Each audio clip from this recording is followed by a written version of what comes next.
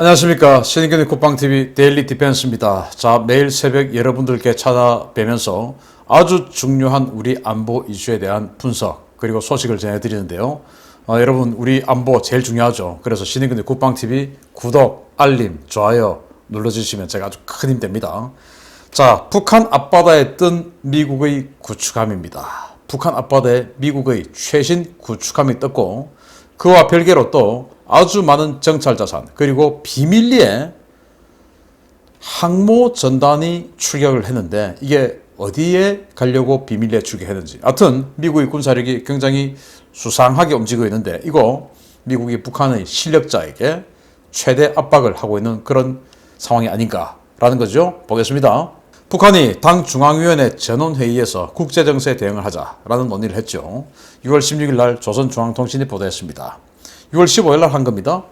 올해 당과 국가의 주요 정책 집행 정형을 중간 총화하고 경제사업과 인민생활의 절실한 현안들에 대한 해결 대책을 수립하며 조성된 정세에 맞게 국가적인 중대 사업들을 강력하고 정확히 추진하는 문제를 토의 결정하기 위하여 이번 전원회의를 소집했다. 자, 그래서 지금 뭐 국제정세에 대해서 설명하면서 우리 더 단결하자, 그리고 잘하자 라고 하는 이제 총화 결산 한번 했다 이거죠. 그러면서 이 직전에는 또 중앙군사위원회를 열어서 고도의 격동 태세를 유지하라 라고 했어요. 고도의 격동 태세는 뭐냐면은 고도의 전투 준비 태세를 유지하라 그 말이거든요. 그래서 지금 도대체 무슨 일이 북한 주변에 벌어지고 있길래 이렇게 계속 최고 수뇌부들을 모아서 군과 당의 최고 수뇌부들과 함께 이런 회의를 또 협의를 계속 해나갈까라는 것이죠. 자, 여기 보면 김정은이가 중간에 있고 우측에 지금 최룡해가 있습니다. 그리고 여기 지금 뭐 이자가 제일 실제 실력자가 아닌가라는 생각이 들 정도의 엄청난 권력을 휘두르고 있는 조용원, 그리고 여기 군부 최고 넘버원 리병철, 그리고 김덕훈 내각총리, 이 5명이 여기가 이제 정치국 상무위원이죠. 북한을 이끄는 최고 수뇌부 5명입니다. 이 중에서 진짜 진정한 수뇌부는 누구냐? 그건 아직 알 길이 없어요. 이 회의를 할 때 동영상이 좀 일부 공개가 됐는데 김정은이가 김덕훈을 부릅니다.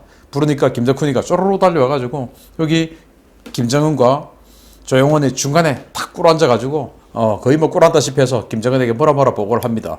그래서 이제 김정은이 허허 뭐 이렇게 보고를 받는데 그 보고하고 할 때 조영원이가 아주 뭐 당연한 듯이 편안하게 옆에서 자기도 같이 보고를 듣습니다.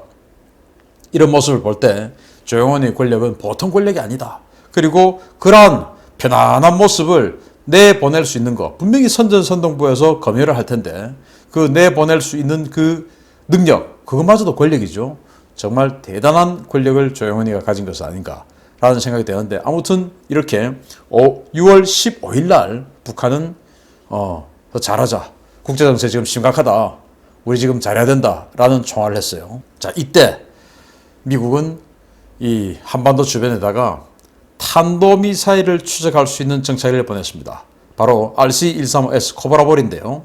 코브라볼이 한때 북한이 뭐 SLBM 쏘려고 한다, 즉 이제 미국의 그 대선쯤 또는 미국 바이든 대통령 취임식쯤 뭐 이럴 때 왔습니다. 왔다가 돌아갔죠. 돌아갔다가 다시 6월 12일 날 오키나와 가데나 기지에 재배치되었습니다. 그래서 이게 6월 16일 날 오후 2시 54분에 정찰을 위해서 이륙하는 모습을 현지 오신트 소식통이 찍어서 올린 사진인데 이렇게 지금 탄도미사일을 추적하는 전문 정찰기인 코브라볼이 왔다라는 겁니다. 그러면은 뭔가 이 오키나와 가데나 기지 인근에 있는 적국에서 탄도미사일 발사 움직임이 있는 것이죠. 그건 뭐 당연히 중국과 북한 둘 중에 하나입니다. 그럼 어디겠느냐? 자, 그런 와중에 굉장히 좀 이상한 또 희한한 뉴스가 보도가 되었어요.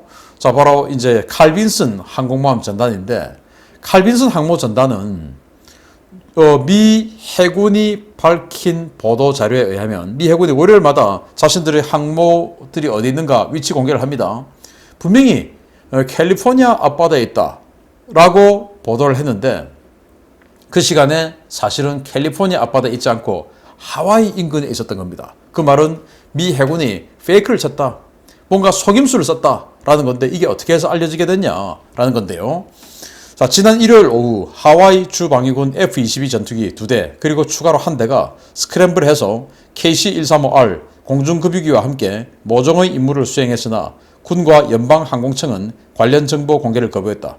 당시 전투기가 출격한 공역 인근에 러시아의 투폴레프 95MS 베어 폭격기가 있었으며 폭격기는 하와이 동부 200마일 해상의 칼빈슨 전단에 접근 중이었던 것으로 확인되었다. 라는 겁니다. 자, 그래서 아니 주방위군 F-22 전투기가 갑자기 스크램블하러 출격을 확 합니다. 그리고 또 좀 있다가 한 대가 더 갑니다. 아니 이거는 뭐 굉장히 심각한 상황인데 F-22가 비상 출격을 할 정도면 이게 무슨 일이냐? 라고 물어보니까 군사작전이라서 말할 수 없다. 이렇게 됐다는 거예요. 그래서 하와이 언론들이 이거 도대체 무슨 일이 생긴 거지? F-22가 세 대나 긴급 출격했어? 그래가지고 이제 뭐 워싱턴하고 온갖 데 이제 소스를 대보니까 결국 들킨 겁니다. 칼빈슨 항모전단이 캘리포니아 앞에 있었던 게 아니고 하와이 인근에 오고 있었는데 그걸 러시아의 전략 폭격기죠. 정찰기로 개조한 그게 이제 와서 정찰을 하러 온 겁니다. 러시아가 어떻게 이제 그 위치를 알았겠죠. 정보를 취득했겠죠. 그래서 확인하러 오는 겁니다. 그러면은 정상대로라면 칼빈슨 전단에도 최소 48대의 전투기가 있지 않습니까? 그러면 칼빈슨 전단에서 전투기가 올라와서 이걸 스크램블 하면 되죠. 그런데 칼빈슨 전단은 가만히 있고 멀리 떨어져 있는 하와이에서 F-22들이 출격해가지고 이 베어 폭격기를 밀어내려고 한 겁니다. 그런데 또 제대로 안 되니까 한 대 더 가서 이제 세 대가 이제 에워싸서 칼빈슨 전단 쪽으로 접근하지 못하도록 차단한 겁니다. 그 말은 칼빈슨을 노출시키지 않겠다라는 거였는데 그게 이제 기자들에 의해서 이렇게 부득이하게 노출되었고 그래서 이제 미 해군이 그래 알았다 여기 있다 하고는 이렇게 진짜로 사진을 그냥 공개해버렸습니다. 기자들이 알아버렸으니까. 이 사진을 보시면 이건 뭐 완전히 그냥 완편 전단으로 구성되어 있죠. 뒤에 보시면 알레이버크급 이지스 구축함 2척 그리고 타이콘데로가급 이지스 순양함 1척 이렇게 세 척의 이지스함의 호위를 받으면서 칼빈슨이 갑판에 전투기들 가득 채우고 이렇게 항진하고 있는데 이 전투기들의 구성을 보면 3개의 슈퍼호넷 비행대대 그리고 하나의 F-35C 비행대대 이렇게 해서 F-35를 탑재를 한 상태에서 지금 최초로 미국의 슈퍼캐리어 니미츠급 항공모함이 처음으로 지금 작전 출격을 한 겁니다. 그런데 이렇게 왜 나왔는데도 불구하고 그냥 캘리포니아 앞에 있다고 페이크를 쳤냐? 그리고 왜 이렇게 보여주지 않으려고 노력을 했냐? 이 말은 미 해군이 뭔가 은밀한 작전을 준비했던 것 아니냐라는 생각을 할 수 있죠. 그래서 이 칼빈슨 전단의 최종 목적지는 어디냐? 일단 지금 서진하고 있으니까 우리 아시아 쪽으로 오고 있는데 그 아시아의 북쪽이냐? 아시아의 남쪽이냐? 아니면 쭉 직진해서 중동으로 가느냐? 현재는 알 수 없어요. 그런데 비밀리에 지금 움직이고 있다라는 겁니다. 자, 그럼 이 비슷한 시기에 미 의회에서 아주 이상한 청문회가 열립니다. 북한 바로 그냥 검명하면서 북한의 핵미사일에 대해서 우리 지금 바로 오늘 날아오면 어떻게 되느냐라는 청문회를 하고 있어요. 6월 15일 날 하원 군사위원회에서 미사일 방어 청문회를 하는데 여기에 북부 사령관 겸 북미 항공우주사령관 노라드 사령관을 불러서 물어봅니다. 그래서 의원이 물어봅니다. 자, 오늘 지금 당장 하와이에 SBX 레이더가 없는데 바로 탄도탄 추적하는 초대형 X밴드 레이더죠. 그게 지금 본토 앞에 있는데 그럼 하와이는 지금 비어 있잖아. 그럼 지금 당장 북한에서 핵미사일 날아오면 그거 요격할 수 있냐? 라고 질문을 합니다. 여기에 대해서 이렇게 대답합니다. 북한이 최근 공개한 신형 ICBM은 하와이와 알래스카, 미국 본토를 타격할 수 있는 것으로 이것은 위기가 발생했을 때 미국의 선택의 폭을 제한하는 수단이 될 것이다. 일부 의원이 우려한 바와 같이 하와이에는 대기권 밖을 비행하는 탄도미사일을 탐지, 요격하기 위한 SBX 레이더가 배치되어 있지 않지만 현재 수준의 방어 체계만으로도 하와이는 물론 미국 본토까지 방어할 수 있는 역량은 충분하다. 걱정하지 마라. 할 수 있다. 라고 지금 이제 노라드 사령관이 이렇게 이야기를 합니다. 그러면은 이 노라드 사령관이 혼자만 왔냐? 아니에요.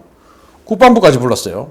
같은 청문회에서 국방부의 핵과 미사일 방어 정책 담당 부차관보를 불러서 또 물어봅니다. 자, 지금 국방부는 무슨 대응하고 있어?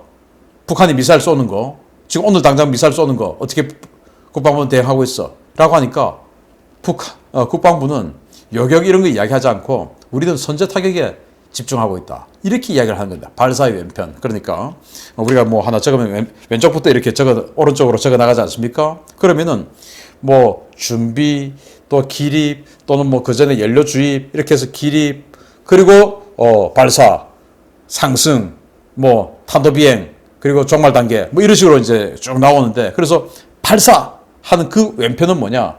준비 단계다 이겁니다. 그래서 준비 단계에서 그냥 때려버리는 게 발사의 왼편 작전이거든요. 그래서 이렇게 대답합니다. 북한의 미사일 위협이 크게 증가하고 있으며 군은 발사의 왼편 타격 역량과 함께 미사일 방어 역량 강화를 최우선 과제로 추진하고 있다. 유사시 대통령에게 보다 넓은 선택지를 제공하고 적을 격퇴할 수 있도록 발사의 왼편 구조 도입을 적극 추진하고 있다. 그래서 국방부는 선제 타격, 북한에 대한 선제 타격 이 매뉴얼에 아주 집중하고 있다. 그리고 그런 개념을 가지고 그런 수단, 방법 이런 것들을 강구하기 위해서 굉장히 노력하고 있다. 라고 이야기를 한 겁니다. 선제 타격하겠다 이겁니다. 아주 놀라운 그리고 뭐 저 같은 사람 입장에서는 제대로 된 정책이 지금 나오고 있는 것이죠. 이런 어수선한 상황에서 동해에 미국의 최신 구축함이 나타났다라는 겁니다. 그리고 미국이 스스로 그것을 공개를 했어요. 어떻게 공개했냐? 이 라파엘 페랄타라는 이지스함인데 6월 16일 미 해군 보도자료에 따르면 알레이버급급 이지스 구축함 라파엘 페랄타가 10일부터 15일까지 5일간 동해, 일본해에서 작전 임무를 수행했다. 이번 임무는 다영역 해상 현시 작전이다. 라고 이야기를 한 겁니다. 자, 여기 다영역 해상 현시 작전. 그러니까 해상 현시, 이건 뭐냐? 보여주는 게 현시 아닙니까? 그 말은 무력 시위한다. 라는 건데, 자, 제가 여기 참고로 동해, 그리고 가로치고 일본해라고 했는데, 주로 인도태평양 사령부, 아니면 뭐 태평양 함대, 이런 데서 동해 작전을 이야기할 때, 이스트 씨, 슬러시하고 재팬시, 이렇게 병기를 합니다. 그런데 이번에는 그냥 재팬시, 일본해라고만 표기를 했어요. 그래서 저는, 많은 우리 한국 국민들이 이 재팬시라고 나와 있는 지도를 왜 그냥 그대로 내보냈냐, 동해라고 고쳐야지, 이런 분들 저는 동의하지 않습니다. 저 같은 사람이 실제 국제사회에서 어떻게 지금 동해가 이미지되고 있는지, 읊어지고 있는지를 제대로 보여줘야지 우리 혼자만 우물 안에서 그래 동해야 동해야 그러니까 이제 됐어 이제 노력 안 해도 돼 라고 한다는 건 잘못됐다. 그래서 국제사회에서 오늘은 이 지도에는 일본해라고 표기됐다. 오늘은 이 회의에서 일본해라고 읊어졌다라는 걸 우리는 반드시 이야기해야만이 우리의 현실을 알게 된다고 생각하고 저는 반드시 이렇게 생각하는 것, 적어주는 거 또 알려주는 것이 맞다라고 생각합니다. 아무튼 현실은 이래요. 그래서 한미 관계가 좋았을 때는 동해와 일본해를 미국이 병기를 했는데 지금 한미 관계가 나빠서 그런지 그냥 일본해라고 했습니다. 그래서 이 동해에 라파엘 페랄타라는 군함이 들어가서 작전했는데 이 라파엘 페랄타는 지금 현재 미 해군이 가지고 있는 가장 최신 알레이버급 구축함입니다. 굉장히 성능이 좋고 또 여러 가지 기능이 다 있는 그런 모든 기능이 다 있는 그런 군함인데 보겠습니다. 2017년 취획한 최신의 버전으로 Flight 2A 리스타트 형식의 구축함입니다. 이지스 베이스라인 9C 전투체계와 BMD 5.0을 갖춰 현역 이지스함 가운데 최상급 MD 능력을 보유하고 있으며 소해 작전 능력도 크게 강화된 성능 개량 버전입니다. 올해 2월부터 7함대 배속되었습니다. 시어도어 루즈벨트 항공모함하고 같이 왔다가 루즈벨트는 돌아가고 여기는 그냥 그대로 남고 7함대 배속되었어요. 자, 그런데 이 라파엘 페랄타가 그러면 여기서 뭐 했냐? 재래식 억지력 신뢰성의 현시다. 이 말이 뭐냐? 핵 전력이 아니고도 재래식 전력으로도 충분히 전쟁을 억제할 수 있다. 라는 것을 과시한 것이다. 그리고 그러한 능력을 보여주면서 현시, 즉 보여주면서 무력 시위한 것이다. 라는 것이에요. 그럼 무슨 훈련했냐? 해상 선박 검문 검색 훈련했고요. 당연히 동해니까 북한의 환적 화물 하는 거, 단속하는 거 북한에게 보여준 거죠. 그리고 함포 사격. 말 안 들으면 쏴버리겠다. 라는 것이죠. 그리고 대수상, 즉 환적하는 이런 그 불법 선박에 대해서 수상 때려버릴 수도 있다. 미사일 때린 겁니다. 그리고 지상, 북한 동해 연안에 있는 이 지상에 대한 토마호크를 사용한 지상 타격 훈련, 비사격이었지만 이런 거 했다. 그리고 이제 FAC, 즉 Fast Attack Craft, 그러니까 소형 이 고속정들의 돌격에 대한 이 대응 훈련도 했다. 당연히 북한은 거의 소형 고속정들로 이루어진 해군이니까 이 동해에서 작전하는 것은 북한의 소형 고속정들의 러쉬를 당연히 대비해야 되죠. 그래서 기관포로 그들을 격퇴하고 또 토마호크로 수상에 있는 적의 큰 함정을 격파시키고 그리고 또 토마호크로 적의 육지를 때려버리는 이런 훈련을 했다. 그래서 재래식 전력으로도 니들 충분히 제압할 수 있다. 핵 아니라서라도 라는 것을 훈련했다 이겁니다. 자, 그런데 이 라파엘 페라타가 동해 진입하기 직전에 완전히 그냥 인벤토리를 꽉꽉 채워서 왔어요. 6월 2일 날 일본 요코스카에서 라파엘 페라타는 출항을 했는데 6월 2일 날 출항하기 전에 6월 1일 날 저녁까지 그냥 기중기들이 와가지고 보급을 아주 어마어마하게 했습니다. 사진 보실 텐데 지금 이렇게 기중기에 와서 보급을 많이 했어요. 그리고는 6월 2일 날 출항해서 6월 3일 날 하루 후에 오키나와에 입항을 합니다. 오키나와 입항해서 또 보시다시피 또 사진 또 찍혔어요.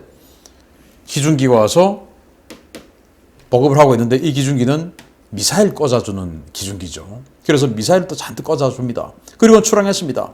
그리고는 이제 동중국해에서 해상 보급을 했는데 이 지역은 어디냐? 그냥 제주도 옆이죠. 그런데 오키나와에서 제주도 옆까지 한나절 옵니다.